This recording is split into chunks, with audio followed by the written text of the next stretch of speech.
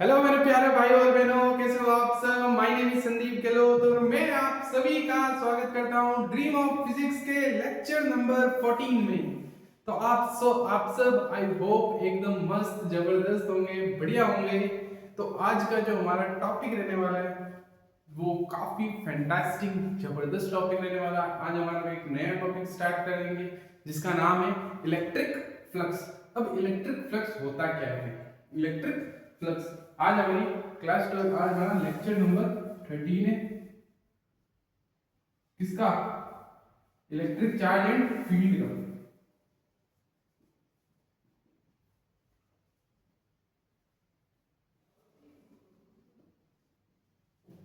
Electric charge and field का lecture number आज हमारा 13 है, जिसमें हम इलेक्ट्रिक फ्लक्स के बारे में पढ़ेंगे। इलेक्ट्रिक फ्लक्स के बारे में पढ़ने से पहले हम जनरली एरिया को समझेंगे, क्योंकि इलेक्ट्रिक फ्लक्स निकालने के लिए हमें एरिया का जरूर जरूर जरूर यूज करना पड़ेगा। अब सबसे पहले बात करते हैं एरिया की। एरिया एरिया क्या होता है? एरिया एक, जैसे एक मेरी स्क्वायर शेप की डायमेंशन है, ये मेरे पास एक क्यूब है, ये मेरे पास जैसे ये स्क्वायर शेप है, ये एक क्यूब है। अगर मुझे इसका एरिया निकालना होगा तो ये लेंथ एल, ये भी एल लेंथ है, इसका एरिया हो जाएगा एल स्क्वायर। अगर इस क्यूब का स्क्वायर एरिया निकालना होगा तो ए क्यूब। अगर साइड इसकी क्या है? ए और ए है, तो अगर रेक्टेंगल का एरिया निकालना तो हमें simple l into b. Sir ये तो हमें आता ही है, अब हमें ये क्या सिखा रहे हो? 5वीं 6ठी क्लास वाली चीजें। एरिया नहीं, एक यहाँ पे एक ट्विस्ट आएगा, सबसे बड़ा ट्विस्ट आएगा। क्या? हम अभी तक जनरली एरिया का मैग्नीट्यूड निकालते हैं। हम जनरली अभी तक एरिया का सिर्फ और सिर्फ मैग्नीट्यूड निकालते हैं, लेकिन अभी जो हम फिजिक्स पढ़ेंगे, आगे जो टॉपिक पढ़ेंगे इलेक्ट्रिक फ्लक्स, इसमें कहीं ना कहीं एरिया का मैग्नीट्यूड के साथ साथ एरिया की डायरेक्शन भी पता करनी होगी। क्यों? क्योंकि एरिया एक वेक्टर क्वांटिटी है। एरिया एक वेक्टर क्वांटिटी है, ये नोट कर दो दिमाग में। एरिया एक वेक्टर क्वांटिटी है जो कि कहां किससे आती है? क्रॉस प्रोडक्ट से आता है। क्रॉस प्रोडक्ट से एरिया निकलता है। एरिया एक वेक्टर क्वांटिटी है। तो सर इसकी डायरेक्शन कैसे निकालेंगे? जैसे स्क्वायर की डायरेक्शन, क्यूब की डायरेक्शन, रेक्टेंगल की डायरेक्शन, इसकी डायरेक्शन कैसे पता करेंगे? एरिया क्या है? एक वेक्टर क्वांटिटी है जो क्या है? डायरेक्शन। डायरेक्शन क्या रहेगी? Perpendicular and Poynting outward. इस रेक्टेंगल या ये स्क्वायर, क्यूब और रेक्टेंगल, स्क्वायर क्यूब रेक्टेंगल के हमेशा जो एरिया रहेगा वो परपेंडिकुलर रहेगा एक तो, और pointing outward. Pointing outward, outward का मतलब होता है बाहर की डायरेक्शन। जैसे इस अगर स्क्वायर शेप, ये स्क्वायर शेप इस तरीके की है, ये स्क्वायर शेप इस तरीके की है, लेंथ और लेंथ एल है, इसकी भी लेंथ एल है। अगर मुझे इसका एरिया निकालना पड़ता है, एरिया एक क्रॉस प्रोडक्ट से आता है। क्रॉस प्रोडक्ट मतलब अगर अगर मैं बात करूं, एक वेक्टर ए इधर है, एक वेक्टर बी इधर है। अगर मैं ए क्रॉस बी करूंगा, ए क्रॉस बी करूंगा तो डायरेक्शन नीचे आएगी। अगर बी क्रॉस है यानी ए क्रॉस बी करूंगा, डायरेक्शन बाहर की तरफ, जैसे इधर की तरफ देखो, ए क्रॉस बी बाहर की तरफ, और बी क्रॉस ए करूंगा तो डायरेक्शन अंदर की तरफ आएगी। कहीं ना कहीं आपने क्रॉस प्रोडक्ट 11th क्लास में पढ़ा होगा। अगर नहीं पढ़ा तो मैं नेक्स्ट क्लास में क्रॉस प्रोडक्ट या फिर dot product, generally electric flux में डॉट प्रोडक्ट का यूज होता है फ्लक्स निकालते टाइम, मैं आपको क्रॉस प्रोडक्ट या डॉट प्रोडक्ट नेक्स्ट क्लास में जरूर प्रोवाइड कर दूंगा। बेसिकली अगर आपने 11th क्लास में पढ़ा है तो आपको इसको समझने में कोई भी प्रॉब्लम नहीं होगी। A cross b basically direction, right hand thumb rule से हम ए क्रॉस बी की डायरेक्शन निकालते हैं या फिर बी क्रॉस ए की डायरेक्शन पता करते हैं। लेकिन एरिया की डायरेक्शन निकालना बहुत सिंपल है। सिर्फ क्या देखना है? परपेंडिकुलर देखना है। जैसे ये एक स्क्वायर शीट है, इसका परपेंडिकुलर क्या होगा? या तो इधर बीचों बीच होएगा, ये वाली जो लाइन है उसकी क्या होगी? परपेंडिकुलर होगी। अगर ये शीट इस तरीके से प्लेन, तो उसका परपेंडिकुलर यही होएगा, यानी ये एरिया या तो ऊपर की तरफ होएगा या पॉइंटिंग आउटवर्ड होगा, या पॉइंटिंग इनवर्ड होगा। इसका मतलब इस सीट का जो एरिया होगा ना वो हमेशा पॉइंटिंग आउटवर्ड होगा, यानी बाहर की तरफ होगा, बाहर की तरफ। अगर मुझे इस क्यूब की डायरेक्शन पता करनी है, एरिया की, अब इस क्यूब को बड़ा एक चीज बना के देखता हूं, जैसे इस तरीके,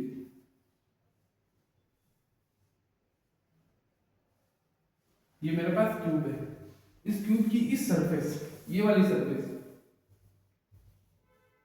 अगर मुझे इसकी डायरेक्शन पता करनी है तो ये इसका एरिया हो जाएगा, यानी ये बेसिकली स्क्वायर से बोलो या रेक्टेंगल से आप बोल सकते हो इसको। तो इसकी डायरेक्शन किधर की तरफ होगी, एक तो अंदर की तरफ होगी, एक ऊपर की तरफ, बाहर की तरफ होगी। हमें हमेशा पॉइंटिंग आउटवर्ड लेनी है। सर हम हमेशा पॉइंटिंग आउटवर्ड ही डायरेक्शन क्यों लेते हैं? ये कन्वेंशनली डिफाइन होता है, ये कन्वेंशनली क्या होता है, डिफाइन होता है। सभी लोगों की सहमति से ये डिसीजन लिया गया है कि एरिया का वेक्टर क्वांटिटी है तो उसकी डायरेक्शन हम हमेशा पॉइंटिंग आउटवर्ड ही मान के चलते हैं। अब जितने भी क्वेश्चन इलेक्ट्रिक फ्लक्स में आगे पढ़ोगे ना तो सारे के सारे क्वेश्चन आपको पॉइंटिंग आउटवर्ड ही लेना है एरिया, कोई भी एरिया पॉइंटिंग इनवर्ड नहीं लेना। इसका एरिया ऊपर की तरफ आएगा। अगर एरिया होएगा कितना, मैं मान लेता हूँ ये लेंथ L, ये लेंथ B एंड ये लेंथ अगर H है तो ये वाला एरिया कितना होगा, this is the B into L, B into L। तो ये ऊपर की डायरेक्शन में आएगा, एरिया आएगा इसका L into B, L into B। एक ऊपर की तरफ एरिया है तो जस्ट एक इसके जस्ट नीचे की तरफ एक सीट होगी, उसका भी एरिया कितना होगा, इसका एरिया एक, अगर नीचे सीट है तो एक ऊपर की तरफ एक एरिया वेक्टर है, एक नीचे की तरफ एरिया वेक्टर। एरिया वेक्टर हमेशा मैं पॉइंटिंग आउटवर्ड यानी बाहर की तरफ, इस क्यूब के अंदर की तरफ एरिया नहीं लेना, क्यूब के बाहर की तरफ एरिया लेना है। तो बाहर की तरफ एरिया इसका कितना आएगा, L इंटू B। इधर हो गया, ऊपर हो गया, नीचे हो गया। अब एक सामने होगा और इधर की तरफ, एक इधर और एक इधर, और फिर एक बाहर की तरफ x z एक्सिस के लूं और एक माइनस z एक्सिस के लूं। ये आएगा x x y y। तो x के लूं एरिया कितना होगा, इधर की तरफ आएगा। ये लेंथ मेरी कितनी थी b और ये हाइट मेरी कितनी है h, यानी ये एरिया आ जाएगा L इंटू h। जितना एरिया इधर है उतना ही एरिया इधर की तरफ। डायरेक्शन इसकी क्या होगी, पॉइंटिंग आउटवर्ड। पॉइंटिंग आउटवर्ड बोलने का मतलब क्या है, ये एक स्क्वायर सीट है, एक अंदर की तरफ एरिया, एक होगा बाहर की तरफ एरिया। हमें कौन सा एरिया लेना, बाहर की तरफ वाला एरिया। तो एक इसके जस्ट इधर की तरफ भी होगा L इंटू h। ऊपर हो गया, नीचे हो गया, इधर हो गया, इधर हो गया। अब बच्चा किधर है, मेरी तरफ और बाहर की तरफ। क्यूब इसी तरीके से बनता है, एक कमरे का स्क्वायर शेप है, कमरे एक क्यूब की तरह होता है, एक सामने होता है, एक मेरी तरफ होता है, एक इधर होता है, एक इधर होता है, एक ऊपर होता है, एक नीचे होता है। सभी जगह हम एरिया को हमेशा कैसे लेते हैं, पॉइंटिंग आउटवर्ड लेते हैं। अब एरिया बचा कौन सा, एक तो सामने की तरफ और एक मेरे पीछे की तरफ। एक एरिया इधर की तरफ बचा, एक एरिया अंदर की तरफ बचा। इधर की तरफ एरिया कितना आएगा, इधर की तरफ लेंथ L ये ले लेना और हाइट h ले लेना। ये लेंथ कितनी थी, सॉरी इस केस में ये जो लेंथ थी ये b है, ये वाली लेंथ b थी, तो यहाँ पे b इंटू h आएगा, b इंटू h। और ये वाला जो सामने की तरफ एरिया आएगा इसकी लेंथ कितनी है L और हाइट कितनी है इसकी h। तो ये एरिया आएगा मेरा L इंटू h। उसी तरीके से एक अंदर की तरफ भी एक एरिया आएगा L इंटू h। डायरेक्शन हमेशा पॉइंटिंग आउटवर्ड। अगर मैं एक रिंग की बात करूं, एक रिंग बोलो या डिस्क, एक डिस्क है मेरे पास इस तरीके से और एक रिंग है। एक डिस्क का एरिया भी पॉइंटिंग आउटवर्ड लेंगे, एक तो पॉइंटिंग इनवर्ड अंदर की तरफ, एक पॉइंटिंग आउटवर्ड बाहर की तरफ। और अगर ये रिंग है, अगर ये रिंग है तो इसका भी एरिया ऊपर की डायरेक्शन में लेंगे पाई आर स्क्वायर। डायरेक्शन हमेशा pointing outward and perpendicular to the surface. Surface के परपेंडिकुलर होना चाहिए और पॉइंटिंग आउटवर्ड होना चाहिए। एरिया एक वेक्टर क्वांटिटी है इसलिए। अब हम आगे बात करते हैं इलेक्ट्रिक फ्लक्स क्या होता है। अब हम बात करते हैं इलेक्ट्रिक फ्लक्स की। अब मैं इलेक्ट्रिक फ्लक्स की अगर मैं बात करूं,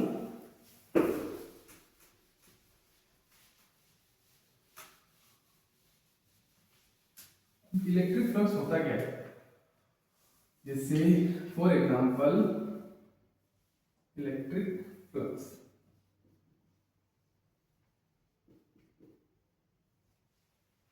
आपने नदी बहती हुई देखी है, नदी में पानी बहता हुआ देखा है। उस पानी बहते हुए के अंदर आप एक सिलेंडर रख दो। सिलेंडर बोलने का मतलब अगर मैं बात करूं इस तरीके से, मेरे पास ये एक पानी की बोतल है, ठीक है, एक सिलेंडर टाइप है, सिलेंडर जैसा है, इसको मैंने पानी के अंदर रख दिया। पानी के अंदर रख दिया, कितना पानी इसके अंदर से जा रहा है, कितना पानी इस सर्कल के अंदर से जा रहा है, कितना पानी, कुछ पानी इसके ऊपर से या नीचे से निकल जाएगा, कुछ पानी इसके अंदर से जाएगा। अगर ये क्रॉस सेक्शन अगर खुला होगा और इधर वाला भी क्रॉस सेक्शन अगर खुला होगा तो पानी कहीं ना कहीं अंदर से भी जाएगा और ऊपर से भी निकलेगा। अगर पानी इसके अंदर से जाएगा, कितना पानी इसके अंदर से जाएगा, rate of flow of water इसके अंदर से, उसी को हम इलेक्ट्रिक फ्लक्स कहते हैं। अब इसके अंदर से जो भी पानी जाएगा ना, वो कहीं ना कहीं इस सरफेस के, ये जो सरफेस है ना, उसके परपेंडिकुलर जाएगा। जैसे ये रिंग है, इधर पानी बह रहा है, इधर कुछ पानी ऊपर से जा रहा है, कुछ पानी नीचे से जा रहा है। कितना पानी इस रिंग के अंदर से जाता है, कितना पानी इस रिंग के अंदर, जितना भी पानी इस रिंग के अंदर से जाएगा वो परपेंडिकुलर टू दी सरफेस होएगा, वो हमेशा इस सरफेस के परपेंडिकुलर पास होगा। जैसे अगर मैं स्क्वायर शीट की बात करूं, कितनी स्क्वायर शीट, ये स्क्वायर शीट है, इस स्क्वायर शीट के अंदर कितना पानी, जैसे अगर मैं यहाँ पे स्क्वायर शीट रख दूंगा और इसके अंदर एक होलो सेक्शन कर दूंगा, अगर उसको मैं पानी में डुबाऊंगा तो कितना पानी इस होलो सेक्शन के अंदर से जाएगा। या कोई भी चीज, जैसे वायर के अंदर करंट फ्लो होता है तो कहीं ना कहीं वायर के परपेंडिकुलर फ्लो होता है, वायर के अंदर से जब भी करंट निकलता है वो कहीं ना कहीं इस क्रॉस सेक्शन से निकलता है, वो इस तरीके से जाता है परपेंडिकुलर टू दी सरफेस। अब इलेक्ट्रिक फ्लक्स क्या होता है? इलेक्ट्रिक फ्लक्स का मतलब, अब यहीं पे पानी को छोड़ के आप क्या ले लो, इलेक्ट्रिक फील्ड लाइंस ले लो, कि कितनी number of the electric field lines surface के परपेंडिकुलर हिट करती जा रही है, उसको हम इलेक्ट्रिक फ्लक्स कहते हैं। कितनी number of the electric field lines surface के परपेंडिकुलर क्रॉस कर रही है। जैसे ये इलेक्ट्रिक फील्ड लाइंस है, इलेक्ट्रिक फील्ड ई, कितनी इलेक्ट्रिक फील्ड है जो कहीं ना कहीं इस सरफेस के परपेंडिकुलर जा रही है, तो कहीं ना कहीं ये जितनी भी इलेक्ट्रिक फील्ड है इस रिंग के परपेंडिकुलर पास हो रही है, उसी को हम क्या कहते हैं, फ्लक्स कहते हैं। Number of field lines, number of field lines passing perpendicular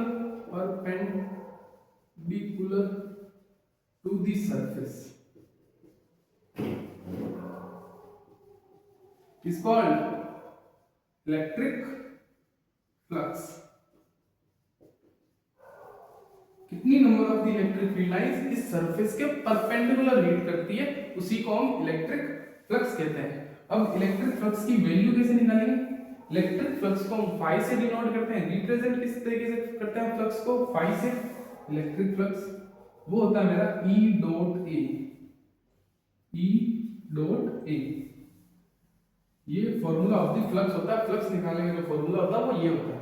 and अगर डॉट को हटाऊं तो E A cos थीटा। अगर मैं मैग्नीट्यूड ऑफ द फ्लक्स की बात करूं वो होगा मेरा mode of A cos theta. And theta क्या होता है? थीटा होता है एंगल बिटवीन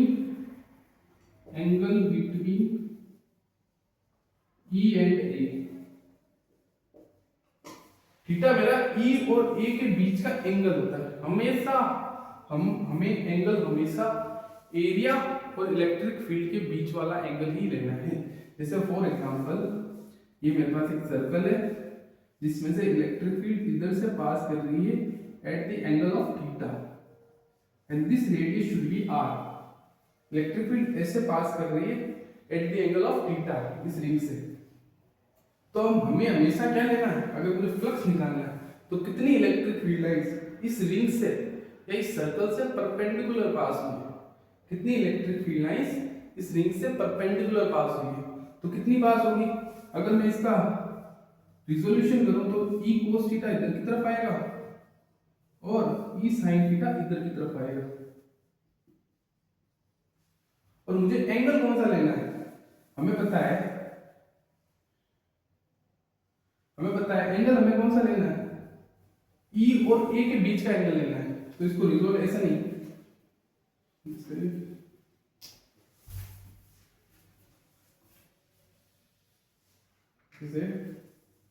ये एक रिंग है, इसका एरिया वेक्टर बिल्कुल परपेंडिकुलर टू द रिंग होगा। इलेक्ट्रिक फील्ड मैंने बताया यहाँ पे, और जो एंगल होएगा वो कहीं ना कहीं थीटा होगा। किनके बीच का एंगल? ई और ए के बीच का एंगल थीटा होगा। This radius should be r, और ये एंगल मेरा 90 माइनस थीटा होगा। ये एंगल मेरा 90 माइनस थीटा होगा अगर ये एंगल थीटा है। तो अगर इसको रिजॉल्व करूंगा तो ई कोस थीटा इधर की तरफ आएगा, ई साइन थीटा इधर की तरफ आएगा। तो मेरा जो फ्लक्स आएगा ना वो सिर्फ और सिर्फ ई कोस थीटा की वजह से ही आएगा। क्यों? क्योंकि ई कोस थीटा ही है, ई कोस थीटा वाली इलेक्ट्रिक फील्ड ही है जो कहीं ना कहीं इस रिंग के परपेंडिकुलर पास हो रही है, इस रिंग के परपेंडिकुलर पास हो रही है। और ये वाली जो ई साइन थीटा है वो कहीं ना कहीं इस सरफेस के ऊपर से निकल जा रही है। जैसे ये रिंग है तो ई साइन थीटा वाली इलेक्ट्रिक फील्ड ऐसे है, या तो इलेक्ट्रिक फील्ड ऊपर से चली जाएगी या इसके नीचे से चली जाएगी, इसके अंदर से नहीं जाएगी। जो इसके अंदर से जाएगी वही फ्लक्स हमें देगी, वही फ्लक्स हमें देगी। तो इलेक्ट्रिक फील्ड कौन सी रिंग के अंदर से पास हो रही है? वो पास हो रही है ई कोस थीटा। तो जो फ्लक्स आएगा वो ई ए कोस थीटा आता है इस वजह से। अब हम कुछ एग्जांपल लेके देखते हैं। अब representation of the electric field. Electric field का रिप्रेजेंटेशन किस तरीके से हो सकता है? एक तो हम डॉट से इलेक्ट्रिक फील्ड को रिप्रेजेंट करते हैं। डॉट इलेक्ट्रिक फील्ड का मतलब outward electric field, outward electric field, outward electric field. और क्रॉस का मतलब क्या होता है? Inward electric field, inward electric field. Dot का मतलब जैसे ये एक रिंग है, एक रिंग के अंदर की तरफ इलेक्ट्रिक फील्ड मेरी डॉट है। डॉट का मतलब समझ गए? इलेक्ट्रिक फील्ड बाहर की तरफ है और इस रिंग का जो एरिया वेक्टर है वो भी बाहर की तरफ है। इस रिंग का जो एरिया वेक्टर है वो भी बाहर की तरफ है और इलेक्ट्रिक फील्ड भी बाहर की तरफ है। यानी ई और ए के बीच का जो इस बार एंगल रहने वाला वो 0 डिग्री रहने वाला है। क्यों? क्योंकि ई और ए के बीच का एंगल दोनों सेम डायरेक्शन में है, तो इसका मतलब उनके बीच का एंगल भी 0 डिग्री होगा। अगर मेरी इसी केस में अगर क्रॉस इलेक्ट्रिक फील्ड है इस बाउंड्री के अंदर, क्रॉस इलेक्ट्रिक फील्ड है इस सर्कल के अंदर, तो इस बार इलेक्ट्रिक फील्ड अंदर की तरफ होगी, एरिया वेक्टर बाहर की तरफ होगा। इलेक्ट्रिक फील्ड अंदर, एरिया वेक्टर बाहर, उनके बीच का एंगल इस बार 180 डिग्री होगा और इस केस में 0 डिग्री होगा। तो इस केस में फ्लक्स माइनस ई है और इस केस में फ्लक्स प्लस ई है। फ्लक्स बेसिकली एक स्केलर क्वांटिटी है। सर अगर फ्लक्स एक स्केलर क्वांटिटी है तो माइनस ई है और प्लस ये क्या बता रहा है? आपने कहा था माइनस प्लस तो जनरली डायरेक्शन बताता है, माइनस प्लस तो जनरली डायरेक्शन बताता है, लेकिन फ्लक्स हमारे पास एक स्केलर क्वांटिटी होती है। स्केलर क्वांटिटी क्यों होती है फ्लक्स? फ्लक्स एक स्केलर क्वांटिटी इसलिए क्योंकि ये डॉट प्रोडक्ट से आता है। ये जो रिजल्ट आता है वो डॉट प्रोडक्ट से आता है और डॉट प्रोडक्ट एक स्केलर क्वांटिटी है। अगर आपने क्लास 11 में पढ़ा होगा तो डॉट प्रोडक्ट स्केलर क्वांटिटी है। तो सर स्केलर क्वांटिटी इसका मतलब इसकी कोई डायरेक्शन नहीं है, नो डायरेक्शन। बात तो बिल्कुल सही है, नो डायरेक्शन। तो यहाँ पे जो प्लस माइनस है वो क्या बता रहा है? प्लस ये माइनस ये बता क्या रहा है? प्लस ये बता रहा है कि जो इलेक्ट्रिक फील्ड है वो इस सरफेस से बाहर की तरफ जा रही है।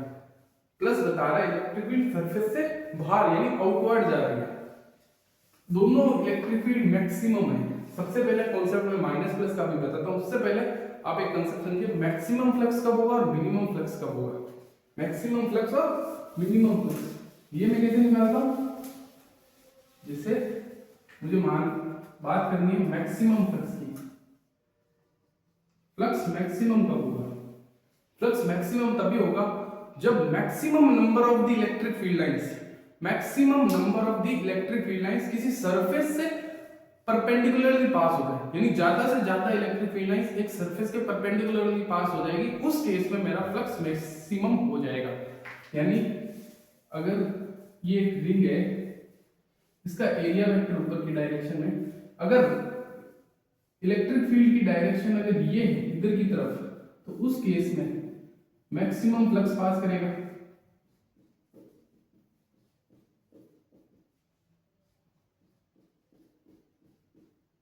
यानी इस केस में अगर मैं फ्लक्स की बात करूं, फ्लक्स होता क्या है मेरा, वो होता E A cos थीटा, ये होता है।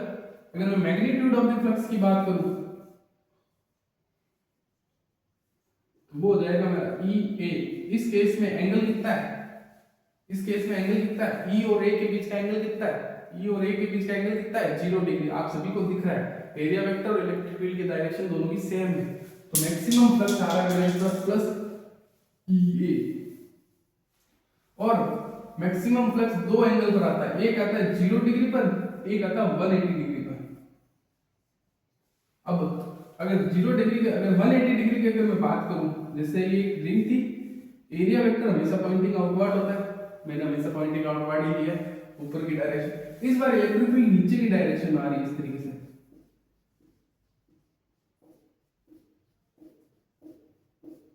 तब भी कहीं ना कहीं इलेक्ट्रिक फील्ड लाइंस इस सर्कल से मैक्सिमम ही पास हो रही है परपेंडिकुलर, भले ही इलेक्ट्रिक फील्ड की डायरेक्शन कुछ और है।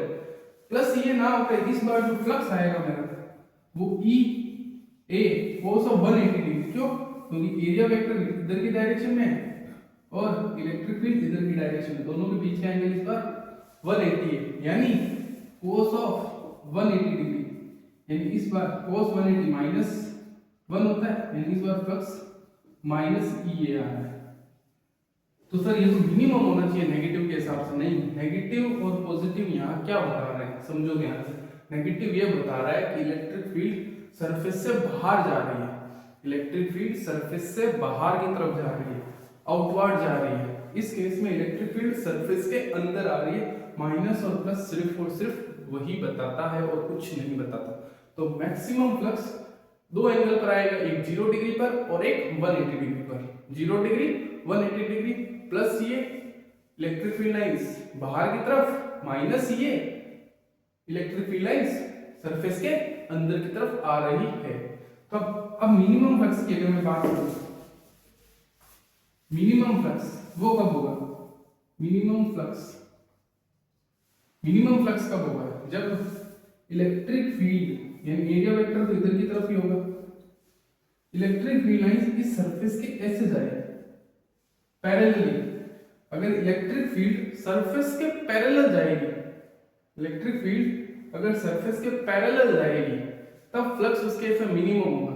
यानी इलेक्ट्रिक फील्ड और एरिया वेक्टर के बीच का एंगल 90 डिग्री होगा ना, E A cos of 90 degree, यानी ये एंगल कितना है 90 डिग्री, और cos 90 जीरो होता है, यानी फ्लक्स मिनिमम मेरा फ्लक्स जीरो होगा, मिनिमम फ्लक्स जीरो होगा, मैक्सिमम फ्लक्स मेरा E होगा, या तो माइनस ये या प्लस ये, और मिनिमम फ्लक्स मेरा जीरो होगा।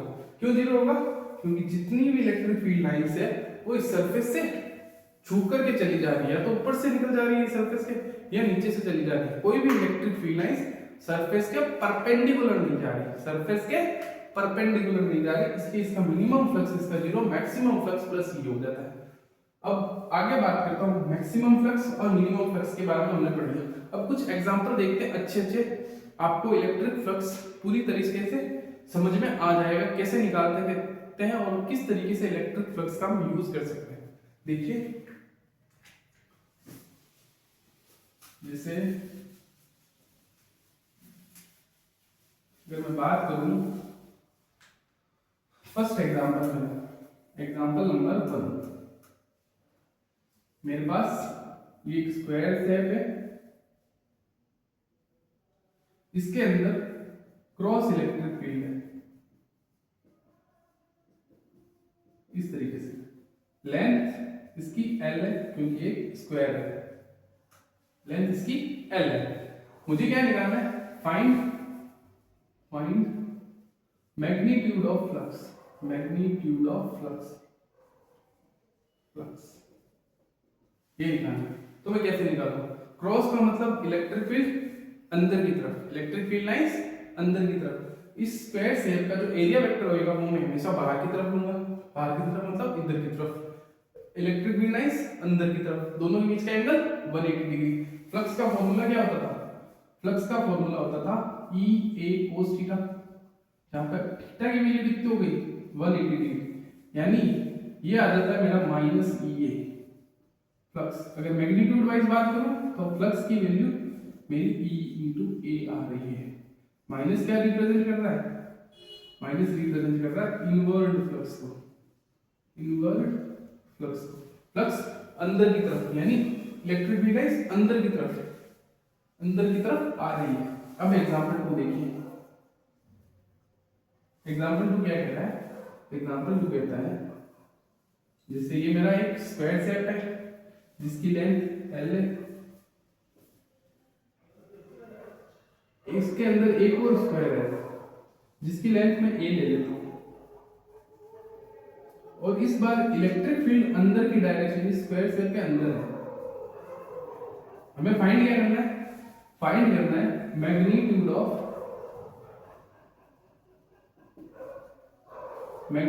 Of electric flux, electric flux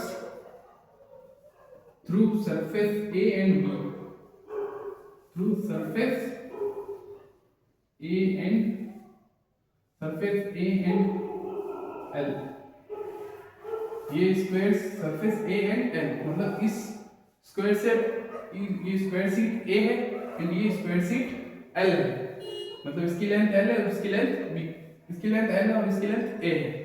तो हमें जनरली एक तो इसके अंदर से फ्लक्स फाइंड करना है और एक इस बड़े वाले स्क्वायर के अंदर फ्लक्स फाइंड करना है, एक छोटे वाले के अंदर एक बड़े वाले के अंदर।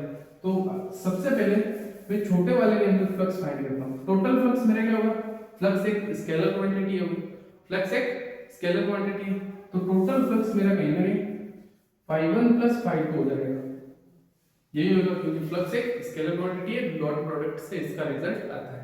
तो सबसे पहले छोटे वाले का फ्लक्स निकाल लेता हूं। छोटे वाले का फ्लक्स क्या होगा, छोटे वाले का फ्लक्स अंदर की डायरेक्शन में इलेक्ट्रिक फील्ड है, एरिया वेक्टर बाहर की डायरेक्शन में। एक फॉर्मूले में एक सबसे इंपॉर्टेंट चीज मैं आपको बता रहा हूं जो कि आपको क्वेश्चंस कराने में सबसे ज्यादा हेल्प करेगी, वो क्या करेगी, वो करेगी E की वैल्यू, हमें पता है फ्लक्स इज इक्वल टू होता है E A cos थीटा, ये होता है। अब यहाँ पे जो एरिया है ना, एरिया आप वो लोगे जिसके अंदर से, एरिया आप वो लोगे जिसके अंदर से इलेक्ट्रिक फील्ड लाइन जाएगी।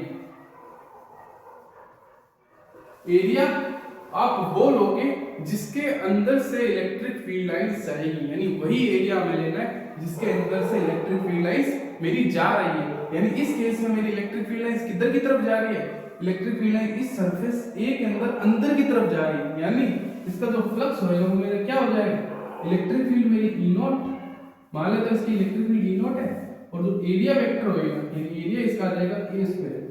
इस स्क्वायर सीट के पूरे के अंदर, स्क्वायर सीट पूरे से इलेक्ट्रिक फील्ड लाइंस पास हुई है, कहीं से भी छूटी नहीं है। स्क्वायर सीट A है, इसके पूरे के अंदर से इलेक्ट्रिक फील्ड पास हुई है, कहीं से भी छूटी नहीं है, यानी इलेक्ट्रिक फ्लक्स होएगा, इसका मतलब φ1 होएगा वो मेरा E0 into A स्क्वायर होगा, और जो φ2 होगा वो क्या होगा, φ2 होएगा मेरा, इलेक्ट्रिक फील्ड तो मेरी E0 है, लेकिन ये जो square seat of area B है ना, ये कहीं ना कहीं square seat of area A के अंदर ही आ रहा है, यानी एक बड़ी शीट है B जिसके अंदर एक और शीट हमने बना दी A, यानी ये जो इस A के अंदर से जो इलेक्ट्रिक फील्ड लाइंस जा रही है वही इलेक्ट्रिक फील्ड लाइंस B के अंदर से ही जा रही है। B के अंदर से यहाँ कोई सी भी इलेक्ट्रिक फील्ड लाइंस नहीं है, तो ये वाला एरिया हम लेंगे ही नहीं, इधर वाला एरिया हम लेंगे ही नहीं, सिर्फ और सिर्फ ये वाला एरिया लेंगे, यानी area of A is equal to area of B हो गया इस बार, यानी square seat of area a is equal to square seat of area b, यानी इस केस में जो फाई 2 की वैल्यू आएगी वो आएगी E not into A square. क्यों?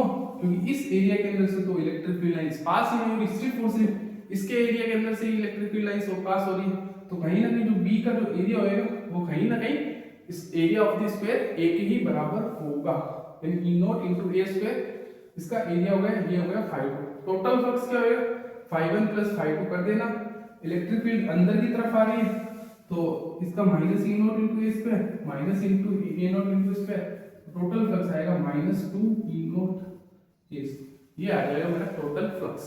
अब बात करते हैं अगले एग्जांपल की। अगला एग्जांपल क्या है, अगला एग्जांपल समझो ये, जैसे ये स्क्वायर सीट है, इसके अंदर एक और स्क्वायर सीट, इस बार इलेक्ट्रिक फील्ड लाइंस मेरी इसके अंदर है,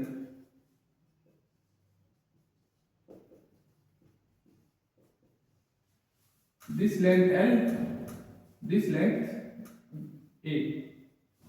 ओके, अब मुझे फाई 1 प्लस फाई 2 वापस निकालना है, तो इस बार फाई 1 की वैल्यू क्या हो जाएगी, E A cos थीटा, ये करते आते थे अभी तक हम। E इलेक्ट्रिक फील्ड इस बार स्क्वायर शेप A के अंदर तो है ही नहीं, इस ये जो स्क्वायर सीट A है उसके अंदर तो इलेक्ट्रिक फील्ड इस बार है ही नहीं। इसका मतलब अगर इसके अंदर इलेक्ट्रिक फील्ड ही नहीं है तो इस बार इसका फ्लक्स की वैल्यू क्या हो जाएगी, जीरो, क्योंकि इलेक्ट्रिक फील्ड इस बार इसके अंदर जीरो है तो फ्लक्स की वैल्यू भी इस बार इसकी जीरो हो जाएगी। अब बात करते हैं इस वाले शेप की, इस वाले शेप की। अब मुझे फाई 2 निकालना है, फाई 2 मैं कैसे निकालूंगा, फाई 2 निकालने का तरीका क्या रहेगा, फाई 2 निकालने का तरीका रहेगा E A cos थीटा, लेकिन इस बार एरिया क्या लगेगा, एरिया इस पूरे स्क्वायर सीट B के अंदर से सिर्फ और सिर्फ इतना एरिया के अंदर से ही इलेक्ट्रिक फील्ड पास हो रही है, इस सिर्फ और सिर्फ ये तो इतना पोर्शन है, इतना पोर्शन, वहीं से इलेक्ट्रिक फील्ड लाइंस पास हो रही है, इसके अंदर से इलेक्ट्रिक फील्ड लाइंस नहीं जा रहे, तो एरिया सिर्फ और सिर्फ इतने पोर्शन का ही लेना है हमें। तो E इलेक्ट्रिक फील्ड तो E है ये, अब एरिया क्या कैसे करूंगा मैं काउंट, इस पूरी seat square seat B, square area of square sheet B में से माइनस कर दूंगा area of square seat A, sheet A, तब मुझे टोटल एरिया पता चल जाएगा, इस ये वाला एरिया मिल जाएगा। अगर पूरी बड़ी वाली सीट में से अगर मैं ये वाली सीट माइनस कर दूंगा तो सिर्फ और सिर्फ ये वाली सीट बचेगी, तो area of the square seat B कितना है, वो है L square minus area of the square seat A कितना है, वो है A स्क्वायर। इस बार इसका जो एरिया आ जाएगा वो L square minus A square रहेगा, दोनों के बीच का एंगल कितना डिग्री है, cos पाई, यानी value of the electric flux कितनी आ जाएगी, minus E not L square minus A square. Magnitude wise value पूछे तो सिर्फ और सिर्फ वैल्यू आपको चूज करनी है, E not into L square minus A square. आपको ये भी एग्जांपल समझ में आ गया होगा। अब इससे भी तगड़ा एग्जांपल समझते हैं एक और, धीरे धीरे ये एक ही फॉर्मूला आपको कैसे कैसे नचाता है वो हम आगे देखते जाते हैं बार बार। अब देखो एक और एग्जांपल क्या दे रहा था मेरा, वो था जैसे ये स्क्वायर सीट है, वापस से इस बार इधर डॉट इलेक्ट्रिक फील्ड है, इधर क्रॉस इलेक्ट्रिक फील्ड है, वापस ये लेंथ L, ये लेंथ A। मजा आ रहा है करने में। अब देखो ये तगड़ा क्वेश्चन है। अब इसकी इलेक्ट्रिक फील्ड लाइंस हम कैसे निकालें, हमें पता है एक इलेक्ट्रिक फील्ड बाहर की तरफ है, कहीं ना कहीं ये इलेक्ट्रिक फील्ड कम है, मिनिमम है, ये थोड़ी कम है, ये एरिया कम है, तो कहीं ना कहीं इसका इलेक्ट्रिक फील्ड लाइंस भी इस एरिया के अंदर कम होगी। ये एरिया बड़ा है तो इसके अंदर से इलेक्ट्रिक फील्ड लाइंस भी ज्यादा होगी, कहीं ना कहीं इस बार हमें इलेक्ट्रिक फील्ड लाइंस को सब्ट्रैक्ट करना होगा। इलेक्ट्रिक फील्ड लाइंस को सब्ट्रैक्ट नहीं, बेसिकली हम एरिया को सब्ट्रैक्ट करेंगे तो कहीं ना कहीं ऑटोमेटिकली हो जाएगा। कैसे, देखो ये इसको क्वेश्चन को सॉल्व करने का जो तरीका रहेगा वो ये रहेगा, इलेक्ट्रिक फ्लक्स हमें निकालना है, वो होता है E A cos थीटा, यही होता है। इलेक्ट्रिक फील्ड E नॉट है दोनों की इलेक्ट्रिक फील्ड E नॉट, एक की electric field minus E not है तो दूसरे की electric field plus E not है, तो प्लस ई नॉट वाली कम होगी, माइनस ई नॉट वाली ज्यादा होगी, यानी overall electric field minus e naught ही होगी, overall electric field minus e naught ही होगी। और एरिया क्या लेंगे, एरिया क्या लेंगे, एरिया लेंगे बड़े वाले का। क्यों? क्योंकि छोटे वाला एरिया कहीं ना कहीं माइनस होएगा बड़े वाले एरिया से, छोटा वाला एरिया कहीं ना कहीं माइनस होगा बड़े वाले एरिया से। तो इलेक्ट्रिक फील्ड तो मेरी ई नॉट ही रहेगी। ये अगर इसकी इलेक्ट्रिक फील्ड ई नॉट है तो इसकी भी इलेक्ट्रिक फील्ड, अगर इसकी माइनस ई नॉट तो इसकी प्लस ई नॉट, बाहर की तरफ इसलिए प्लस ई नॉट, क्रॉस है तो माइनस ई नॉट, तो माइनस ई नॉट हाई है और ये लो है, तो कहीं ना कहीं ओवरऑल वैल्यू हाई ही मेरी आएगी, मतलब ओवरऑल मेरी वैल्यू नेगेटिव, यानी ओवरऑल मेरा फ्लक्स नेगेटिव की ही आएगा। अब एरिया क्या है, अब इतने वैसे एरिया में से अब इतना एरिया मुझे माइनस करना है, वापस वही से। अगर ये लेंथ मेरी एल मैंने बताई, तो इस पूरे का एरिया मेरा एल स्क्वायर हो गया और इसका एरिया मेरा माइनस का ए स्क्वायर हो गया। तो इस बार वापस से जो फ्लक्स की वैल्यू आ जाएगी वो वापस से ये आ जाएगी minus e naught L square minus ए स्क्वायर आएगी, अगर value of the electric field दोनों की ई नॉट है तो। समझ में आ गया? आ गया? पक्का आ गया? आ गया? सच में आ गया? अब एक और एग्जांपल देखते हैं। एक और एग्जांपल क्या कहता है, एक और एग्जांपल, जैसे ये स्क्वायर शीट है, आज सारे के सारे एग्जांपल स्क्वायर शीट पे है। ये की स्क्वायर शीट है, इसको मैंने इसको दो भागों में डिवाइड कर दिया, लेंथ एल थी, यानी अब ये लेंथ l/2 हो गई और ये भी लेंथ l/2 हो गई। अब जो इलेक्ट्रिक फील्ड है वो कहीं ना कहीं इधर की तरफ है, इस रीजन में।